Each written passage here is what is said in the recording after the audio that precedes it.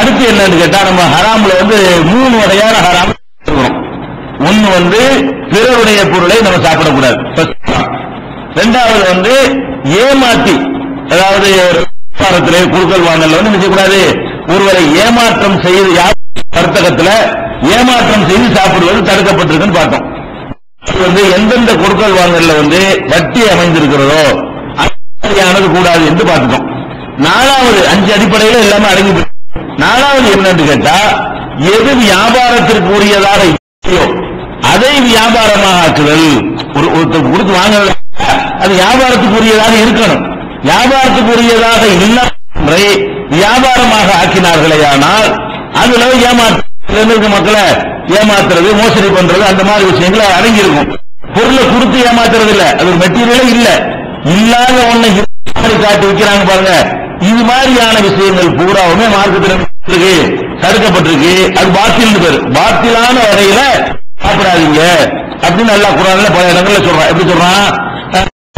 அம்மாளுக்கும் பைனக்கும் பாத்திலி, உங்கள் மத்தியில நீங்கள் பாத்திலான முறையில வீணான முறையில நீங்க சாப்பிடுங்க அப்படின்னு அல்லாஹ் கட்டளை இருக்கான் பாருங்களேன். இந்த வீணானதுலாம் எங்க வரும் கேட்டா அது அல்லாஹ்வே குர்ஆன்ல சில இடங்கள்ல விளக்கிடுறான். நபிகள் நாயகம் செல்லும் அவர்களும் அதை சில இடங்கள்ல விளக்குறாங்க. எப்படி அல்லாஹ் சொல்றான்? 9வது அத்தியாயத்துல 34வது வசனத்தில் சொல்றான், ஐயுஹல்லதீன ஆமனூ, நம்பிக்கை கொண்டவர்களே, இன்ன கஸீரன் அஹ்பாரி வ ருஹ்பானி, இந்த மத குருமார்கள் இருக்காங்க இல்லையா, குருமார்களும் மதத்துக்கு தொண்டு செய்யக்கூடியவர்கள் அதிகமான பேர் யஅகுலூன அம்வாலன் நாஸி பில் பாத்திலி, மக்களுடைய பணத்தை பாத்திலான முறையில் உண்கிறார்கள். அல்லாஹ் சொல்றான். இந்த மத குரு பிசினஸா பண்றாங்க. ஒரு மத குரு கடவுள் சேர்த்து வியாபாரம் பண்ணியா சம்பாதிக்கிறாரு. மத குருமார்களுடைய சாப்பாடு என்னன்னு பாத்தீங்கன்னா மதத்தை வச்சு சாப்பிடுறது. மதம் என்பது, மார்க்கம் என்பது சாப்பிடுவதற்கு உள்ளதல்ல. மார்க்கம் என்பது மறுமை வெற்றிக்கு உரியது. மறுமை வெற்றிக்கு ஒன்றை வியாபார பொருளாக்கலாமா? மறுமை வெற்றிக்கு தான் நம்முடைய தொழுகை, நம்முடைய வணக்கம், நம்முடைய ஹஜ்ஜி, நம்முடைய திக்ரு, நம்முடைய தஸ்பீஹ் எல்லாம் மறுமையில் வெற்றி பெறுவதற்கு உரிய ஒன்று. மறுமையில் வெற்றி பெறக்கூடியது வர்த்தக பொருள் அல்ல. வர்த்தகமான ஒரு பொருளை கொடுத்துட்டு நீங்க அர்த்தம் இருக்கிறது. ஆனால் இவங்க என்ன செய்யறாங்க என்று கேட்டா, அந்த குருமார்கள் அதிகமான பேர் வந்து அம்பாளர் நாசி, மக்களுடைய பொருளாதாரத்தை சாப்பிடுகிறார்கள். பில் பாத்திலி, பாத்திலான முறையிலே முறைகேடாக சாப்பிடுகிறார்கள். நல்லா சொல்லி. அப்ப இது எதை முறைகேடு என்று எல்லாம் சொல்ற நமக்கு விளங்குதா? அவங்க நம்ம வியாபாரம் பண்றாங்க அர்த்தத்தில் எல்லாம் சொல்லல. மது குருமார்கள் வியாபாரம் எல்லாம் பண்றது இல்ல, கடை வச்சிருக்கிறாங்க. 1 கிலோவுக்கு 900 கிராம் கொடுப்பாங்க அந்த அர்த்தத்துக்கு எல்லாம் சொல்றான். அது யாரு செஞ்சாலும் தப்பா போயிடும். இது மத குரு மட்டுமே செய்யற வேலை. இது மத குருமார்களா இருக்கக்கூடியவர்கள் செய்யறாங்க இல்லையா, அவங்க சம்பாதிக்கிறாங்க என்பது அடங்கும் என்றால் இந்த மார்க்கத்தை குறிப்பா இஸ்லாம் நல்லா தந்திருக்கிறோம். நம்ம அதுதானே பேச முடியும். இஸ்லாம்ங்கிற இந்த மார்க்கம் நமக்கு வந்து அல்லாஹ் தரப்பட்டிருக்கிறது. இது எதுக்காக தரப்பட்டிருக்கிறது? நம்ம போகணும், அதுக்குரிய வழிமுறைகளை சொல்றதுக்கு தரப்பட்டிருக்கிறது. இதை வந்து வியாபாரம் ஆக்குறதுன்னா பல விதங்களில் வியாபாரமாக்கலாம். எப்படி வியாபாரமாக்குறது? நீங்க வந்து என்கிட்ட ஒரு விஷயத்துக்கு 10 ரூபா கேட்கறீங்க. நீங்க ஒரு சரி பினான்ஸ் மாதிரி ஒண்ணு நடத்துறீங்க. அது வட்டின்னு தெளிவா தெரியுது. என்னப்பா வட்டி கொள்ளடிக்கிறீங்கன்னு எனக்கு தெரியுது. நீங்க என்ன பண்றீங்க? என்கிட்ட வந்து இந்த முஸ்லீம்கிட்ட கொண்டு போகணும், நீங்க ஒரு ஹலால் ஒரு 10 ரூபா கொடுங்க என்கிட்ட கேட்கறீங்க. அது ஹராம் தெரியுது. அந்த ஹராமான ஒன்றுக்கு என்ன செய்றீங்க? நீங்க என்கிட்ட வந்து இது ஹலால் அப்படின்னு கேட்கறீங்க. இதுக்காக எனக்கு 10,000 ரூபாய் தர்றீங்க. ஒரு ஹராமான ஒன்றை ஹலால் என்று நான் சொன்னால் அவர் என்ன செய்வார்? மக்களை அந்த ஹராமுல ஈர்த்து விட்டுருவாரு. அவர் சம்பாதிக்கிற வட்டி அது ஹராம். எனக்கு வந்து 10,000 ரூபாய் என்ன? இவர் வந்து சரிய பைனான்ஸ் எவ்வளவு சம்பாதிக்கிறாரோ அது 3வது கேட்டகரி வட்டி ஓடியாந்துரும். அவர் எனக்கு தர்றாரு 10,000 5,000 ரூபாய் எனக்கு தர்றாரு. இந்த மார்க்கத்தை வந்து இல்லாததை இருக்கிற மாதிரி வளர்ச்சி சொல்வது ஒரு ரேட்டு பேசப்படுது. இது மக்களுடைய பொருளாதாரத்தை தப்பான முறையில் என்ன மார்க்கத்தோட அர்த்தம் நான் சொல்லணும். அப்ப மார்க்கத்தில் மறைக்கக்கூடிய நேரத்தில் அப்போ என்ன வந்துருது? பொருளை சொல்றாங்க வீணான முறையில, அநியாயமான முறையில சாப்பிடுறாங்க. இது மத குருமார்கள் செய்யக்கூடிய ஒரு விஷயம். அதாவது இல்லாத ஒன்றை இருக்கிற காட்டுறது. அதே மாதிரி என்ன செய்யறது? இந்த காரியத்துக்கு இந்த தண்டனை அப்படின்னு இருக்கும். அப்ப சில காலத்தில் அந்த யகூதிகள் மதீனாவுல இருந்தாங்க. யகூதிகள் வேதத்துல என்ன இருக்குன்னு கேட்டா, இந்த குற்றவியல் சட்டங்கள் நம்ம இஸ்லாத்துல பேருக்கு திருந கையை வெட்டணும், விபச்சாரத்துக்கு என்ன தண்டனை, கொலைக்கு கொலை, கண்ணுக்கு கண்ணு, இந்த மாதிரி ஒரு அரசாங்கத்தினுடைய கிரிமினல் சட்டங்கள். இந்த கிரிமினல் சட்டங்கள் எல்லாம் அவங்களுக்கும் இருந்தது,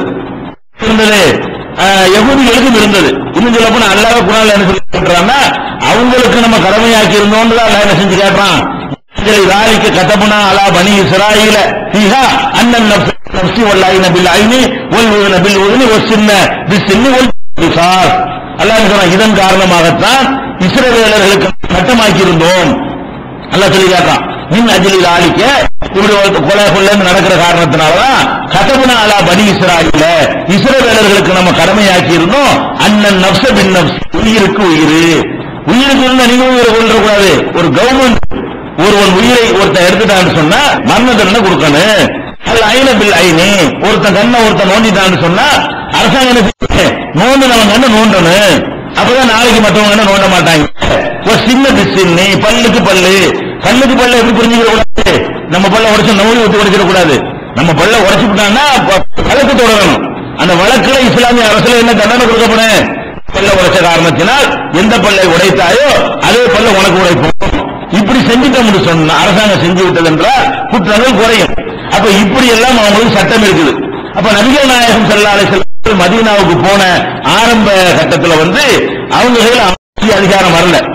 அவங்களும் ஒரு மக்கள் இருக்கிறாங்க, யகூதிகளும் அவங்க பக்கம் ஒரு மக்கள் இருந்துகிட்டு இருக்காங்க. பேலன்ஸா யார் கை வாங்கும் ஒரு இழுபறியா இருந்த நேரம். மதீனாவுக்கு போய் கொஞ்ச நாள்ல என்ன, முஸ்லிம்களும் கணிசமா இருக்கிறாங்க, யூதர்களும் கணிசமா இருக்கிறாங்க. நானா நீ இழுபறியில் இருந்துகிட்டு யார் கையில பொசிஷன் இருக்குங்கிறத ஒரு தெளிவுபடுத்தப்படாத ஒரு நேரத்தில் இருந்தது. அந்த நேரத்தில் நினைஞ்சிட்டாங்கன்னா அந்த யகூதிகள்ல ஒரு விசாரம் பண்ணிவிட்டாரு, யகூதிகள்ல ஒரு ஆள் விசாரம் பண்ணிவிட்டாரு. அப்ப என்ன கொடுக்குறதுன்னா ரசூலுல்லாஹ்ட்ட வர்றாங்க. ரசூலுல்லாஹ் இந்த மாதிரி பண்ணிட்டாங்க, என்ன செய்யலாம், என்ன மாதிரி கொடுக்கலாம்னு மசூரா வந்தபோது மசூரா கொடுக்குறதுல அப்ப இருந்தது. அப்ப ரசூல் ஸல்லல்லாஹு அலைஹி வஸல்லம் என்ன சொன்னாங்கன்னா, உங்க வேதத்துல என்ன இருக்கு சொல்லுங்க, உங்க வேதத்துல என்ன இருக்குன்னா அந்த வாசி காட்டும் போது மறைச்சுக்கிட்டு செய்யறாரு, அந்த வாசகத்தை மட்டும் விட்டுட்டு வாசிக்கிறார் அந்த ஆளு, அந்த அங்கிருந்து வந்த மதகுரு. அப்ப அப்துல்லாஹ் இப்னு சலாம் ஒரு சஹாபி யகூதியா இருந்து அவர் இஸ்லாத்துக்கு வந்தவர். அவருக்கு வேதமெல்லாம் மனப்பாடம், அவங்களுடைய வேதங்கள்லாம் அத்துப்படி அவருக்கு. அவர் என்ன செய்யறாரு, முதல் கையை எடுத்து வாசிக்கிறாரு. மனப்பாடம் பண்ணி வச்சிருக்கிறதுனால நீ கையை வச்சு மறைச்சிருக்கிறீங்களா, அதை எடுத்து கீழே கைக்கு கீழே இருக்கு, அதை வாசி என்ன இருக்குது, விபச்சாரத்துக்கு மரண தண்டனை கொடுக்கணும் இருக்கிறது. அப்ப விபச்சாரத்துக்கு மரண தண்டனை கொடுக்கும் போது அது இருக்கிற இல்லைன்னு மறைச்சு வேண்டிய ஆள்கிட்ட காசு வாங்கி போட்டு தண்டனை கொடுத்துடக்கூடாதுக்காக வேண்டி உன்னை தண்டனை காப்பாற்றி விட்டுறேன், விஷயம் கொடுத்து விட்டு உயிரை இருக்க மாட்டோம், அதை கொடுத்துக்க.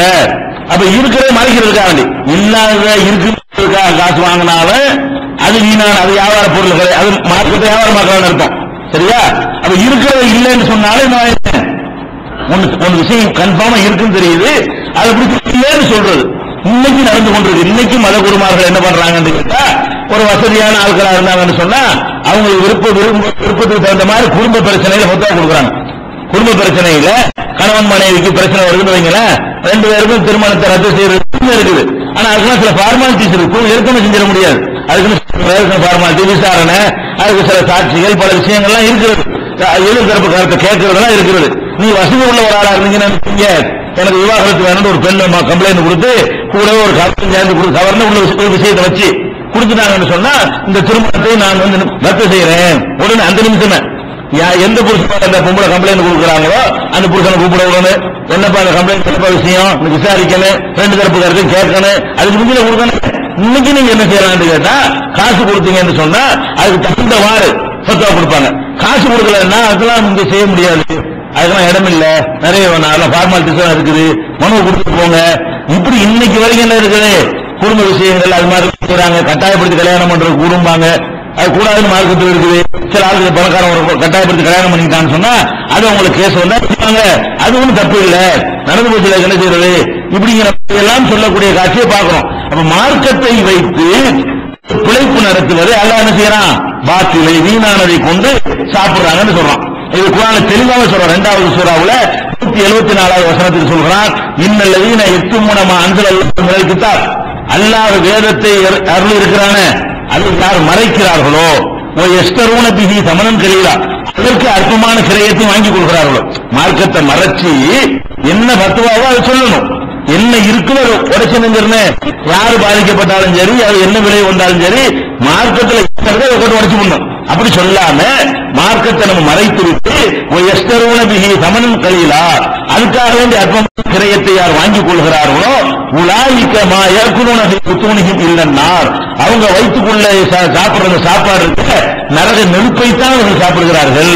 அவன் நினைக்கிறான் இருக்கா வாங்கி சாப்பிடுறது காசு நினைச்சிட்டு இருக்கான், நம்ம சோத்தை திங்கிறான்னு நினைச்சிட்டு இருக்கான். அவன் சாப்பிட்ட சோறு கிடையாது, அவன் நரக நெருப்ப திங்கிறான். மா ஏற்கனவே புத்தூனியும் இல்லைன்னார், நாளை நரகத்தை நரக நெருப்பைத்தான் அவன் சாப்பிடுகிறான். உலாயு கல்லிமுகம் உள்ளாக யோமல் கியாமா, இவர்களோடு யாரோட அவன் அல்லாஹ் வந்து மக்களுக்கு தந்த அந்த கருத்தை மக்கள்கிட்ட வைக்காம யார் மறைச்சி அந்த மறைப்பதன் மூலமாக தொழில் செய்து கொண்டிருக்கிறார்களோ அவர்கள் அல்லாஹ் கியாம நாளில் பேச மாட்டான். உலாயு சக்கியும், அவர்களை பரிசுத்தப்படுத்த மாட்டான். வலகும் அதாபுன் அவலீம், அவங்களுக்கு பயங்கரமான கடுமையான வேதனை இருக்கிறது என்று அல்லாஹ் சொல்லி காட்டுகிறான். இப்ப நீங்க நல்லா பாருங்க, வைத்த வழின்னு போனீங்கன்னு சொன்னா என்ன செய்யணும், வைத்த வழின்னா இந்த துவா ஓதுப்பான்னு சொன்னா அதுக்கு அது ஒரு அர்த்தம் இருக்கு, மார்க்கத்துல இருக்கு. இந்த துவா ஓது, இந்த மாதிரி அல்லாஹ்ட்ட பிரார்த்தனை செய்யி, அல்லது இந்த மாதிரி மருத்துவம் செஞ்சீங்க, உனக்கு வைத்த வழி இருந்தா செய்யி, டாக்டர் போய் பாருப்பா, உனக்கு எந்த மாதிரி டாக்டர் பிடிக்கும் அந்த மாதிரி வைத்தியத்தை போய் பண்ணுன்னு சொன்னா அதை நம்ம சொல்றதுக்கு மார்க்கத்தில் அனுமதி வைத்தியம் பண்ணலாம். அல்லது நோய்களுக்கு ரசூலுல்லாஹ் சில துவாக்களை கற்று தந்திருக்கிறாங்க, அதை கமர்ஷியலா இல்லாம என்ன செய்யலாம், இந்த துவா ஓடுங்க, அல்லாஹ் குணமாக்குவான், அல்லாஹ்ட்ட பிரார்த்தனை செய்யுங்க, இதை சொல்லணும். இவங்க என்ன பண்றாங்க, உடம்பு சரியில்லைன்னு போன உடனே நம்மள்ட்ட வான்னு சொல்லி ஒரு நூலை எடுத்து செய்றாங்க, புகுந்து கட்டுறாங்க. நூல்ல என்னத்தை கட்டையலும், கட்டக்கூடிய பொருள் கட்டையலும், ஓதுறதையும் கட்டையலும். நூல்ல வந்து ஏதாவது கட்டுறதா இருந்தா இன்னொரு அது மெட்டீரியலா இருந்தா தான் கட்ட முடியும். இந்த ஊழி என்னத்தை கட்டுறது, அல்ஹம்து சூராவே இப்படி கட்டுறதுனா அதுக்குள்ள அல்ஹம்து சூரா உட்கார்ந்துட்டான். யாசின் ஓதி ஒரு முடிச்சு போட்டா உள்ள என்ன உட்கார்ந்துருக்கு, யாசின் 7 முடிச்சு 11 முடிச்சுன்னு போடுறீங்களப்பா, இது என்னங்கிற, இது அல்லாஹ்வுடைய மார்க்கத்தை நீங்க மறக்கல. அல்லாஹ்வுடைய மார்க்கத்தில் இப்படிலாம் இல்லை, இப்படி செய்யக்கூடாது, இது ஒரு வியாபாரமா, இது ஒரு பிசினஸ் ஆகுது, இப்படி நம்ம சம்பாதிக்கலாமா, அப்ப ஹராமான பொருளை சாப்பிடாதீங்க என்று சொல்லித்தர கடமைப்பட்டிருக்கக்கூடிய மார்க்க அறிஞர்கள். மற்றவங்க ஹராமா சாப்பிட்டா கூட நீங்க ஹராமுல போயிடாதீங்கப்பா, துவா ஏத்துக்கப்படாது, பயங்கரமான குற்றம், அப்படி எல்லாம் போதனை செய்ய கடமைப்பட்டவர்கள் இந்த 4வது கிரவுண்ட்ல வந்து விழுந்துடுறாங்க. முதல் 3 விஷயத்தையும் அவ்வளவு அழகா என்ன செய்வாங்க, அதை செய்யக்கூடாது இதை செய்யக்கூடாதுன்னு பேசுவாங்க. 5வது நம்ம சொல்ல போறோம் அந்த விஷயத்தை கூட அவங்க பேசுவாங்க. ஆனா 4வது அப்ப எடுத்திருக்கோம் இந்த அளவுகோல் இதுல அவங்க விழுந்துடுறாங்க.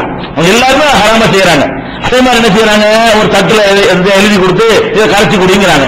இது தட்டுல எழுதுறதுல என்ன, அதுல என்ன மெட்டீரியல், அதுல என்ன இருக்குது, அதுக்குள்ள இந்த மாதிரி சக்தி இருக்குன்னு அல்லாஹ் ரசூல் சொல்லி இருக்கிறாங்களா? குர்ஆனை கொடுத்தது சிந்திக்கிறதுக்கு அல்லாஹ் தந்திருக்காங்க, தவிர கரைச்சி குடிக்காத தந்திருக்கான். அப்ப குர்ஆனை அல்லாஹ் தந்திருக்கிறதுக்கு சிந்திச்சு பார்ப்பதற்கு நமக்கு தந்திருக்காங்க போது இவங்க என்ன செய்யறாங்க, ஒரு தட்டுல எழுதி கொடுத்து 11,000 ரூபாய் கொடு, 101 ரூபாய் கொடு, அந்த காலத்துல 11,000 ரூபாய், இவங்க 101 ரூபாய் கொடுன்னு சொல்லி என்ன செய்யறாங்க, இந்த பிளேட்டை வாங்கிட்டு போய் என்ன செய்யறான், கரைச்சி குடிக்கிறான். இல்ல கரைச்சி குடிச்சோம்னு சொன்னா இந்த தண்ணியையும் வேற ஏதாவது அசிங்கமான எழுதி கண்ணா பின்னாடி எழுதி அதை கரைச்சி தண்ணி டெஸ்ட்ல விட்டா வித்தியாசம் தெரியுமா? ரெண்டையும் லேபுக்கு அனுப்பினா ஒரு ரிசல்ட்டும் தெரியாது, ஒண்ணுமே இருக்காது. அது இன்குல எதுவுமே கிடையாது. இவன் என்ன செய்யறான், இங்கு குடியாத இருக்கணும், இருக்குது இல்லாத ஒண்ண இருக்குன்னு சொல்லி விற்கிறான். அதுல ஒண்ணுமே கிடையாது, அதுல எழுத்து தெரியுது, அது வரைக்கும் வாசிக்கலாம், அது போதும். இப்ப தண்ணி ஊற்றி அழிச்சு விட்டியோ அதுக்கப்புறம் என்ன இல்லை, அது இங்கு தண்ணி தான். அது தண்ணி ஊற்றி கரைச்சிட்டோம்னு சொன்னா அதுல எந்த விதமான சக்தியோ பவரோ அதுல வராது, அது இருக்க முடியாது அப்படிங்கறத விளங்கிட்ட என்ன செய்யறாங்க, அது மாதிரி செய்யறாங்களா இல்லையா? இது மார்க்கத்தை மறைக்கிறது, இது மார்க்கம் தடுத்திருக்கா இல்லை, இது மாதிரி ஏமாற்றக்கூடாது. அப்ப இதன் மூலமாக அவங்க வைத்து அந்த பொருள் என்னது, இதுக்காக நீ வாங்கின 101 ரூபாய் இருக்க, இது ஹலாலா? என்னத்தை கொடுத்து நீ வாங்கின, ஒண்ணும் கொடுக்கவே இல்லை, மக்களை ஏமாத்திருக்க. மார்க்கத்தை மறைத்து நரக நெருப்பை சாப்பிடக்கூடிய ஒரு வேலை என்ன செய்யறாங்க, கொஞ்சம் கூட இறைச்சம் இல்லாத வகையில அது மாதிரி செய்யறாங்க. நூல் முடிகிறது, தட்டை எழுதுறது, அது மாதிரி சாயத்துன்னு சொல்லி ஒரு பேப்பர் அரிசனை செய்யறது, அதை எடுத்து இடுப்புல கட்டிக்க, தோல்ல கட்டிக்க, வயிற்று வலிக்கும் கட்டிக்க, பணக்காரனோட கட்டிக்க, புள்ள இல்லை கட்டிக்க, இடுப்புல கட்டினா ஆம்பளை புள்ள வரும், இந்த பக்கம் பொம்பளை புள்ள வரும், தொடையில கட்டிக்கன்னு நினைத்தையும் வாய்க்கு வந்தாலும் என்ன செய்யறாங்க, என்ன சிலது அரபில இருந்தா எழுதி கொடுக்குறான். சில பேர் என்ன செய்யறான், நிறைய பெரிய பிஸியா இருந்தான்னு வைங்களேன், அவன் லாட்டரி சுத்தி பஸ்டிக்கிறோம் உள்ள வச்சு டாயத்துக்கு போட்டு விடுறான். சில பேர் எழுதி சம்பாதிக்கிறான், எழுதி சம்பாதிச்சாலும் பிராடுதான், எழுதி அல்ஹம்துலில்லாஹ் ரப்பில் ஆலமீன் எழுதி உள்ள வச்சா கூட அதுக்கு உள்ள சக்தி கிடையாது. முதல் விளைவிக்கிறவங்க குர்ஆனுக்கு கண்டிப்பா ஒரு பவர் இருக்குது, நம்ம அதையெல்லாம் மறக்கல. கேட்டா குர்ஆனுக்கு சக்தி இல்லைன்னு கேட்பாங்க. குர்ஆனுக்கு கண்டிப்பா என்ன இருக்குது, அதுல சிந்திச்சு கருத்தை வழங்குற மாதிரியே குர்ஆன்ல ஒரு ஷிஃபாவும் இருக்குன்னு அல்லாஹ் குர்ஆன்ல சொல்ற மறக்கல. ஒரு நஸ்ஸிலு மினல் குர்ஆனி மா ஹுவ ஷிஃபாஉன், குர்ஆன்ல ஷிஃபா உள்ளதையும் நம்ம இறக்கி இருக்கிறோம். ஷிஃபான்னா நோய் நிவாரணம், நோய் நிவாரணம் உள்ளதையும் நம்ம குர்ஆன்ல நினைஞ்சிருக்கிறோம், இறக்கி வச்சிருக்கிறோம். அல்லாஹ் சொல்றான் கண்டிப்பா குர்ஆன்ல நோய் நிவாரணம் இருக்கிறது. குர்ஆன்ல நோய் நிவாரணம் இருக்கிறது என்பதையும் குர்ஆன் ஒரு இபாதத்தா இருக்கிறது என்பதையும் நம்ம எப்படி புரிந்து கொள்ள வேண்டும் என்றால், அந்த எழுத்துக்கு நோய் நிவாரணம் புரிந்து கொள்ளக்கூடாது. எதுக்கு நோய் நிவாரணம்? ஓதுவதற்கு தான். அந்த வாயிலிருந்து அல்லாஹ்வுடைய வார்த்தையை உச்சரிக்கணும் இல்லையா, அதுக்குத்தான் அந்த ஒரு பவர் இருக்கிறது. எதுக்கு இல்ல? எழுதி கற்கிறதுக்குலாம் அது அந்த மாதிரி பவர்லாம் கிடையாது. அப்படின்னா பெரிய பெரிய புக் ஸ்டால்ல நீ ஒரு பேப்பர் வச்சிருப்ப, புக் ஸ்டால்ல லட்சம் குர்ஆன் வச்சிருப்பான, லட்சம் குர்ஆன் விற்பனைக்கு வச்சிருப்பான, காஜி கம்பெனிக்கெல்லாம் போனா அப்ப அவனுக்கு பயங்கரமான பறக்கத்து இருக்குமா? அப்ப இது பேப்பர்ல அடிச்சு வச்சுக்கிறதுனாலும் அது பாதுகாப்பது, குர்ஆனை பாதுகாக்கிறது கண்டுபிடிச்ச ஒரு வழி. எப்ப குர்ஆனுக்கு நன்மை கிடைக்கும்? உதாரணமா வச்சுக்கிறீங்களேன், உங்க வீட்டுல 20 குர்ஆன் இருக்குங்க, என் வீட்டுல குர்ஆனே இல்ல, நான் என்ன செய்யறேன்? அல்ஹம்துலில்லாஹி ரப்பில் ஆலமீன் மட்டும் சொல்றேன். நீங்க 20 குர்ஆன் வச்சுக்கிறாரு, ஒண்ணுமே சொல்லல. இப்ப யாருக்கு நன்மை கிடைக்கும்? நன்மை அல்லாஹ் எதுக்கு தருவான்? அல்ஹம்துலில்லாஹி ரப்பில் ஆலமீன் நான் சொன்னேன், எனக்கு நன்மை கிடைக்கும். நீங்க 20 குர்ஆன் வச்சிருக்கீங்களா, அதுக்கு நன்மை கிடைக்காது. 20 குர்ஆன் எங்க வீட்டுல இருக்குது அப்படின்னா பணக்காரன ஒரு 1000 குர்ஆன் வீட்டுல வாங்கி வச்சு பெரிய பயங்கர நன்மை எடுத்துட்டு போயிடுவாங்க. அப்ப எப்ப இபாதத் ஆகுது? குர்ஆன் என்பது எப்ப இபாதத்தாக ஆகும் என்றால் ஓதுனால் தான் இபாதத் ஆகும். எழுத்து இபாதத் ஆகவே ஆகாது. எப்பதான் இபாதத் ஆகும்? அல்லாஹ்வுடைய வார்த்தையை நம்ம உச்சரிக்கிறோம் இல்லையா, அதுக்கு தான் நன்மை கிடைக்கும். ரசூலுல்லாஹ் சொன்னாங்க அலிஃப் லாம் மீம் என்று நீங்க சொன்னால் 30 நன்மை கிடைக்கும். லா கூல் அலிஃப் லாம் மீம் ஹர்ஃபுன், அலிஃப் லாம் மீம் சேர்த்து ஒரு எழுத்து நினைச்சுக்கிறாங்க. அலிஃபுன் ஹர்ஃபுன் வ லாமுன் ஹர்ஃபுன் வ மீமுன் ஹர்ஃபுன். அலிஃப் ஒரு எழுத்து, லாம் ஒரு எழுத்து, மீம் ஒரு எழுத்து, உங்களுக்கு நன்மை தரும்டாங்களே. அதுக்கு என்ன அர்த்தம்? அதை ஓதணும். இன்னும் சொல்ல போனா குர்ஆன் இறங்குனது எப்படி இறங்குச்சு? ஜிப்ரீல் வந்து டெய்லி ஒரு பேப்பரா கொடுத்துட்டு போனாரு. ரசூலுல்லாஹ் வந்து இன்னைக்கு இதை வச்சுக்கிறீங்க, நாளைக்கு இதை வச்சுக்கிறீங்க பேப்பரா கொடுத்தாங்க, அல்ல தோல்ல எழுதி கொண்டா கொடுத்தாங்களா, எலும்புல எழுதி கொண்டா கொடுத்தாங்களா? ஜிப்ரீல் ஓதத்தான் செஞ்சார். அல்லாஹ்ட்ட வந்தது எப்படிதான் வந்துச்சு? அந்த ஓசை தான் அல்லாஹ்ட்ட வந்ததே தவிர எழுத்து அல்லாஹ்ட்ட வரல. எழுத்து நம்ம என்ன செஞ்சோம்? நம்மளா இந்த மாதிரி பாதுகாத்துக்கிறோமே, எழுத்து எத்தனை விஷயம் மாறி போயிடும். ரசூலுல்லாஹ் காலத்தில் எழுத்து இப்ப இருக்குது, ரசூலுல்லாஹ் காலத்தில் எழுத்து புள்ளியே கிடையாது, புள்ளி இல்லாத எழுத்தா இருந்தது. இப்ப பேச்சு புள்ளி ஒரு புள்ளி, தேய்க்கு 2 புள்ளி, தேய்க்கு 3 புள்ளி எல்லாம் போடுறீங்க. எப்படியா இருக்கு ரசூலுல்லாஹ் காலத்துல? ரசூலுல்லாஹ் காலத்துல எழுத்துல என்ன கிடையாது? எழுத்துக்கு புள்ளி கிடையாது. எழுத்துக்கு சேர் பேப்பர் போடுறீங்களா? அதெல்லாம் ரசூலுல்லாஹ் காலத்துல கிடையாது. ஆவும் அப்படித்தான் இருக்கு, ஈ அப்படித்தான் இருக்கு, ஊவும் அப்படித்தான் இருக்கு, வித்தியாசம் இருக்காது. பாவா பியா பூவா இபுவா தெரியாது, எப்படி வேணாலும் வாசிக்கலாம். அந்த மொழி தெரிஞ்சவங்க வாசிக்கிடுவாங்க. அப்ப இதெல்லாம் பின்னாடிதான் எழுத்துல மாற்றம் வந்துச்சு. ரசூலுல்லாஹ் காலத்தில் எழுதப்பட்ட குர்ஆனுக்கு இப்ப நம்ம வச்சுக்கிற குர்ஆனுக்கு எந்த சம்பந்தமும் கிடையாது. ஆனால் அந்த உச்சரிப்புக்கு சம்பந்தம் இருக்கு. ரசூலுல்லாஹ் அல்ஹம்துலில்லாஹி ரப்பில் ஆலமீன் வாசிப்பாங்க, அந்த எழுத்தை வச்சுக்கிட்டு நீ இந்த எழுத்தை வச்சுக்கிட்டு நீ எப்படி வாசிப்பீங்க? அல்ஹம்துலில்லாஹி ரப்பில் ஆலமீன் வாசிப்பீங்க. எது மாறல? எழுத்து மாறிடுச்சு, டிசைன் மாறிடுச்சு, எல்லாம் சேர்க்கப்பட்டு மாறி போச்சு. பல மாற்றங்கள் குர்ஆன்ல ஏற்பட்டு போச்சு. எல்லாமே இந்த கண்ணுக்கு தெரியுற காட்சியில் மாற்றம் ஏற்பட்டது தவிர வார்த்தையில் மாற்றம் வந்துச்சா? இல்ல. அவங்க எப்படி குல்ஹுவல்லாஹ் அஹதுன்னு ஓதுவாங்களோ நீங்க குல்ஹுவல்லாஹ் அஹதுன்னு ஓதுவீங்க. அவங்க ஓதுற பேப்பர் வேறையா இருக்கு, நீங்க ஒரு பேப்பர் வேறையா இருக்கும்.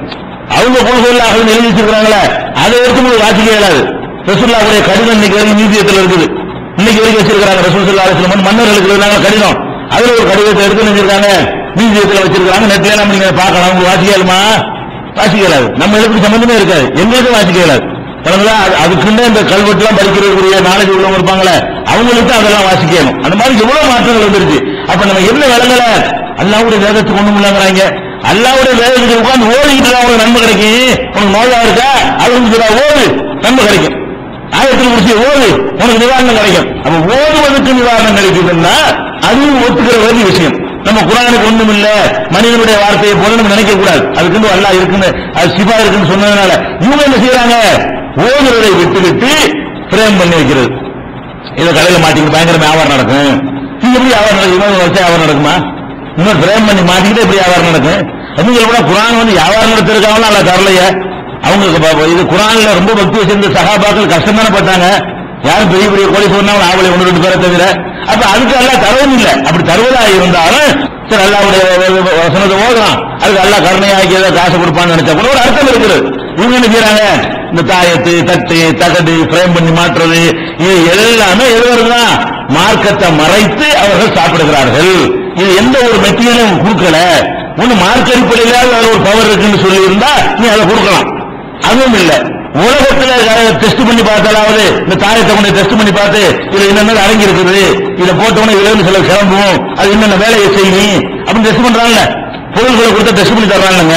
ஒரு பாலை கொடுத்தா டெஸ்ட் பண்ணி தர்றான், தண்ணி கொடுத்தா டெஸ்ட் பண்ணி தர்றான், ஒரு மருந்தை கொடுத்தா டெஸ்ட் பண்ணி தர்றான். இது என்னென்ன இருக்குன்னு கேட்டா என்ன செய்வான்? அது அவர் ரிசல்ட் தருவான். உங்களுடைய சிறுநீரை உங்களுடைய ரத்தத்தை கூட டெஸ்ட் பண்ணி இதுல என்னென்ன இருக்குன்னு தருவான். அந்த மாதிரி இந்த காயத்தை கொடுத்து டெஸ்ட் பண்ணி பார்த்தா என்ன கிடைக்கும்? ஒண்ணும் கிடைக்காது. சாதாரண பேப்பர்ல என்ன இருக்கு அந்த டெஸ்ட் தான் வருமே தவிர இதுல பயங்கரமான பவர் வெளிப்பட்டு கொண்டிருக்கிறது, இது வரக்கூடிய உடம்புக்குள்ள போய் பாஞ்சு என்ன செய்யும், பெரிய வேலையெல்லாம் செய்யும் டெஸ்ட்ல வருமா? டெஸ்ட்லயும் வரல, மார்க்கெட்லயும் வேற ஒண்ணும் இல்லை. என்ன நினைக்கிற டெஸ்ட்ல என்ன எடுத்துட்டு போ. சில விஷயங்கள் மாத்திரை என்ன இருக்குன்னு தெரியாது. ஆனா டெஸ்ட்ல சொல்றாங்கல்ல, என்ன மாத்திரை உங்களுக்கு பவுடர் இதுக்கு போய் 100 ரூபாயா, இதுக்கு ஒரு 1 ரூபாயான்னு கேட்கறீங்களா? இல்ல ஒரு மாத்திரை வாங்குறீங்க, ஒரு மாத்திரை 5 ரூபாய்க்கு கூட இருக்கு. அதுல என்ன இருக்கு? 5 ரூபாய்க்கு 5 ரூபாய்க்கு நான் சோறு தின்றுவேன்னு சொல்ல முடியுமா? ஒரு மாத்திரை மாத்திரை 5 ரூபாயா இருக்கு, 5 ரூபாய்க்கு நான் ரொட்டி வாங்கி தின்றுவேன்னு சொல்ல முடியுமா? இதுல விஷயம் இருக்குது. ஒரு மாத்திரை சின்ன சைஸா இருந்தாலும் இதை கொண்டு லேபிள் ஒரு டெஸ்ட் பண்ணோம்னா இன்னொன்னு அடங்கிருக்கும் சொல்லுவான். ஓ இவ்வளவு விஷயம் இருக்கா, அதுக்கு கொடுக்கலாம் 5 ரூபா கொடுக்கலாம், இது 10 ரூபா கொடுக்கலாம், 100 ரூபாய்க்கு மாத்திரை இருக்கா இல்லையா? அது வேலை செய்யறது ஒரு நிறுவனம் ஆகணும். அதை மார்க்கமாக சொல்லணும். அது என்ன மாதிரி இருக்குன்னு மார்க்கம் சொல்லட்டும், அல்லது அறிவியல் பூர்வமாக பிராக்டிகலா நடைமுறையில என்ன மாதிரி இருக்குன்னு நிரூபிக்கிட்டு அதை விட்டு காசாக்கணும். அதுக்கு வார்த்தை சொல்லலாம். ஒண்ணும் இல்லாத போய் நீ எப்படிப்பா நீங்க காசாக்க போற? இதான் அந்த வசனம் 274 இது மாதிரி செய்யக்கூடிய அனைவருக்கும் என்னவா இருக்கிறது? பதிலடியாக இருக்கிறது. ஏதாவது காணா போச்சுங்க நீங்க பொருள் என்ன பண்றாரு? மைக் போட்டு பாக்குறேங்கிறாரு. ஒரு பொருளை காணா போச்சுன்னா போலீஸ் கம்ப்ளைண்ட் கொடு. இவரு பரவாயில்ல, இவரு எடுத்துக்கிட்டு மைக் போட்டு பார்த்து உங்க நகையை உங்க வீட்டுக்கு 7 வீட்டு தள்ளி ஒரு அவனா எடுத்து வச்சுக்கிறான். 2 பேரும் அண்ணன் தம்பியா பழகிட்டு இருப்பாங்களா, அங்கே சண்டை உண்டாக்கி விட்டுருவாங்க. இவங்க உட்கார்ந்து செய்வான் அங்கெல்லாம் இருக்குது. அங்க போய் என்ன டெஸ்ட் பண்ணாது எடுத்தவன் வராது. அங்க செய்வான் இல்லை எங்க டெஸ்ட் பண்ணியாச்சு எங்க மாத்திருப்பான். இப்படியே சொல்லி என்ன செய்யறாங்க? உங்க ஆள் அங்கதான் நிக்குது, பிள்ளைய காணாமா கன்னியாகுமரி பஸ் ஸ்டாண்ட் நிற்குவாங்க. நீங்க போறதுக்குள்ள கிடைக்காதா? திருப்பி காட்டி நான் சொல்லும் போது இருந்துச்சு, நீ போறதுக்குள்ள எஸ்கேப் ஆகி போயிருக்கு இப்படி பாருவோம். இதெல்லாம் என்னது? இது ஒண்ணுமே செய்யல. நீ மையும் கிடையாது, மை போட்டு பார்க்கவும் இயலாது. அதுல எந்த விதமான உண்மையும் கிடையாது. அப்ப நீ மை போட்டால் தெரியும் என்றால் ஒண்ணு மார்க்கத்தில் மை போட்டு தெரியும் சொல்லியிருக்குன்னு ஆதாரம் காட்டு. இந்த மாதிரி ஒரு மை இருக்கிறது, அந்த மையை நீங்க தடவினால் எந்த உள்ளத வேணாலும் பார்க்கலாம், மாயா கண்ணாடி மாதிரி தெரியும். குரான்ல இருந்தா சொல்லு, ஹதீஸ்ல இருந்தா சொல்லு, நீ ஏமாத்தணும் ஒத்துக்கிறோம். குரான்ல ஹதீஸ்ல உள்ளத சொன்ன ஏமாத்துறதா? உள்ள சொன்ன ஏமாத்துறது கிடையாது. அல்ஹம்துலில்லாஹ் சிவா இருக்குன்னு நான் சொல்றேன். டெஸ்ட்ல வராது, மார்க்கத்தில் சொல்லுவீங்கள. டெஸ்ட் பண்ணி பார்த்தா என்ன செய்யாது? அது ஒண்ணும் தெரியாது. ஆனா மார்க்கத்தில் அதுல ஒரு பவர் இருக்குன்னு சொல்லி இருக்குது. அது மாதிரி இந்த மைக்கு எப்படி ஏதாவது சொல்லி இருக்குதா? அப்படி இல்லை என்று சொன்னால் அப்ப டெஸ்ட் நிரூபிச்சு காட்டு. உண்டாவத்துல கொண்டா மைய தரவுவோம், இது தெரிகிறது நிரூபிச்சு காட்டுப்ப. நாங்க பண்ணக்கூடிய எல்லா டெஸ்ட் என்ன செய்யணும்? அங்க உள்ளலாம் காட்டியா இல்லையா? இப்ப என்ன செய்யணும்? இப்ப எனக்கு இந்த கையில வச்சுக்கிறது என்னன்னு காட்டுங்க, மைக்குள்ள காட்டு. அங்க உள்ளது கன்னியாகுமரி பஸ் ஸ்டாண்ட் சொல்றே இல்லையா? அமெரிக்காவில் என்ன இருக்குன்னு சொல்லுவாங்க உட்காந்துக்கிட்டு. அமெரிக்காவை சொல்றது இப்ப இதுக்குள்ள என்ன வச்சுக்கிறேன், இது சொன்னாலும் மாட்டிக்கிறானே, பிரிச்சு காட்டிடுவோமே, பொய்யா போயிருமே. என்ன செய்வான்? உங்க எங்களுக்கு தெரியுமா? எதை சொல்லுவான்? எதை எடுத்தாலும் ரொம்ப லாங்கில உள்ளத நம்ம போய் சோதித்து பார்க்கிறதுக்கு நமக்கு அவகாசம் இருக்காத அந்த மாதிரி விஷயங்களை எல்லாம் சொல்லி ஏமாத்துறானா இல்லையா? அப்ப இது போய் இந்த மாதிரி செய்யறது என்னது?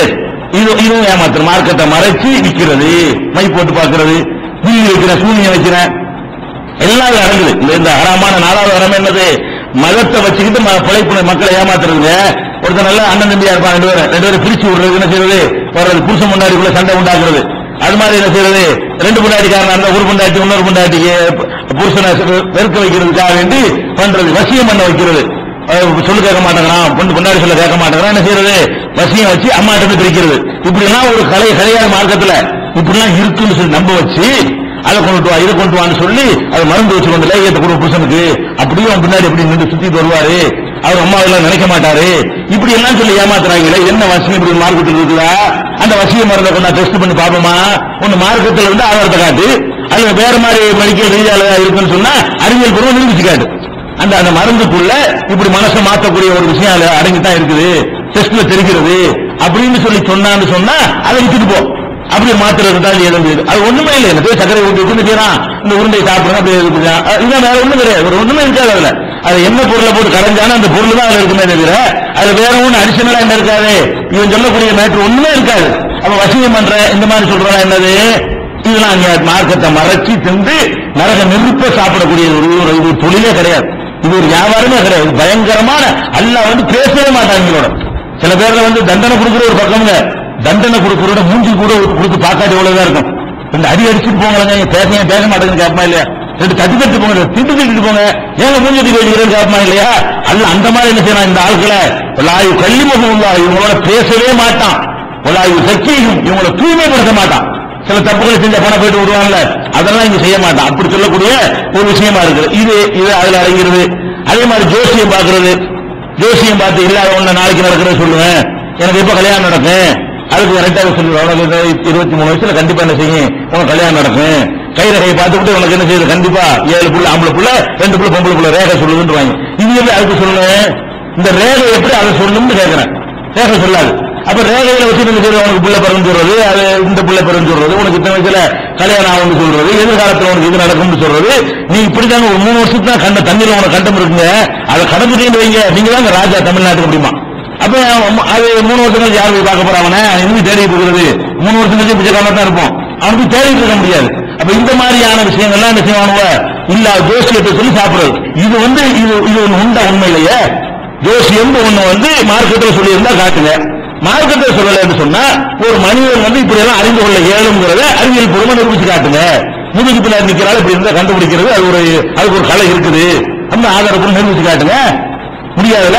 ஒரு மனிதன் கண்ணுக்கு முன்னாடி உள்ளதான் பார்ப்பாங்க தவிர கண்ணுக்கு முன்னாடி இருக்கிறதுலயே இப்ப கரண்ட் போச்சுன்னா உங்களை பார்க்க முடியாது. கண்ணுக்கு முன்னாடி இருக்கிறதுலயே இப்ப கரண்ட் திடீர்னு போச்சுன்னா நீங்க என்ன பார்க்க இயலுமா, நான் உங்களை பார்க்க இயலுமா? நம்ம பார்வை அவ்வளவுதான்.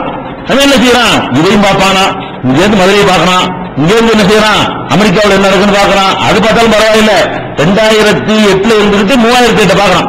ஆமா, 2008 3008 நடக்கும், 2007 9 எப்படி நடக்கு.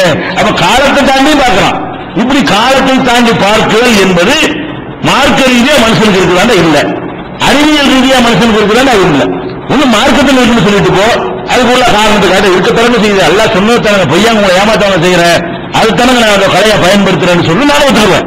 அப்ப மார்க்கத்தில் ஏழாதுன்னு நல்லா சொல்றான், அறிந்து கொள்ள இயலாது, நாளைக்கு உள்ள என்ன செய்ய முடியாது. லா யஅலமுல் கைப இல்ல குல் லா யஅலமு மன் ஃபி ஸமாவாத்தி வல் அர்தில் கைப இல்லல்லாஹ். வானங்களிலும் பூமியில் உள்ள யாரா இருந்தாலும் அல்லாஹ்வை தவிர மறைவான விஷயத்தை செய்ய முடியாது, அறிய இயலாதுன்னு அல்லாஹ் என்ன செய்யறான் சொல்லி காட்டுறான். அது நீ அடுத்தவனுக்கு சொல்ற ஜோசியம் இருக்கட்டும்டா, உனக்கு நாளைக்கு எவ்வளவு கிடைக்கும் சொல்லி பார்ப்போம். அல்லாஹ் கேட்கிறான், ஒமா தத்ரி நஃப்ஸுன் மா லா தக்ஸிபு கதா, நாளைக்கு நான் என்ன சம்பாதிப்பேன் எனக்கு தெரியுமா? நாளைக்குன்னு கிடையாது, ஒரு மணி நேரத்தில் எனக்கு என்ன கிடைக்கும் எனக்கு சொல்ல இயலாது. உங்களுக்கு சொல்ல இயலுமா? ஒன்னும் சொல்ல இயலாது. அப்ப இது என்ன, இது ஒரு வியாபாரமா? ஹுல்வானுல் காஹின், இது ஜோசியத்தை வைத்து சாப்பிடுவதை ரசூல் ஸல்லல்லாஹு அலைஹி வஸல்லம் தடுத்தாங்க. அப்படிங்கிறது நல்ல நாள் பார்த்து கொடுக்கிறது, கெட்ட நாள் பார்த்து கொடுக்கிறது, கல்யாண வீடு கட்டணுமா 17 வைங்க, 37 வைங்க. இதெல்லாம் என்ன வச்சா நல்லா இருக்கும் யார் சொன்னா? இந்த நாள்ல வச்சா இந்த மாதிரி இருக்குங்கிறது ஒரு அறிவியல் காரணத்தை சொல்லு, இல்லைன்னா குர்ஆன்ல சொல்லு. ஒன்னு அறிவியலான காரணத்தை சொல்லணும், என்ன செய்யணும், அல்லாஹ்வுடைய ரசூல் சொன்னாங்க, பிற 3ல வச்சா நல்லா செழிப்பா இருக்குன்னு ரசூலுல்லாஹ் சொல்லிட்டாங்கன்னு காட்டு நான் வச்சுட்டு போறேன். ஒண்ணு ரசூலுல்லாஹ் சொன்னாங்கன்னு காட்டிட்டு சொல்லிட்டு போங்க, இல்லைன்னா என்ன செய்யுது, பிற 3ல என்னமோ இறந்து சயின்டிபிக்கா நிரூபிச்சிருக்கிறாங்க அப்படின்னு சொல்லு, ஆதாரத்தை காட்டு. அப்படியாவது பிற 3 நல்லது, பிற 7 நல்லதுன்னு சொல்லு. ஒண்ணு அப்படி நடைமுறையில அறிவுபூர்வமா நிரூபிக்கணும், இல்லைன்னா ஆன்மீக ரீதியில் நிரூபிக்கணும். ஆன்மீக ரீதியா நிரூபிக்க இயலாம அறிவியல் நிரூபிக்க முடியாம ஒன்றை வியாபாரமாக்குறது கூடுமா? இது மாதிரி டெவலப் பண்ணி போயிட்டே இருக்கலாம். இதையே விளக்கணும் அவ்வளவு சரக்கு இருக்குது. இவங்க செய்யக்கூடிய அவ்வளவு பித்தலாட்டங்கள் என்ன இருக்குது, எதுவுமே ஹலால் கிடையாது. அவங்களுடைய வருமானம் அடுத்தவன் தத்துவம் மட்டும் கொடுப்பாங்க, அந்த ஹலால் அந்த இது ஹலால் இது ஹராம், அவன் வாங்க கூட தீவாய் கொடுக்க கூட, இதெல்லாம் சொல்றீங்களே, நீங்க செய்யறது ஒழுங்கா? முதல்ல மார்க் அறிஞர்னு சொல்லக்கூடியவங்க நீங்க செய்யற ஒரு தொழிலா இது கிடையாது. அப்ப இந்த மாதிரியான விஷயங்கள் எல்லாம் என்ன செய்யணும், நம்ம கம்ப்ளீட்டா தவிர்த்து கொள்ள வேண்டியது புரிஞ்சுக்கணும்.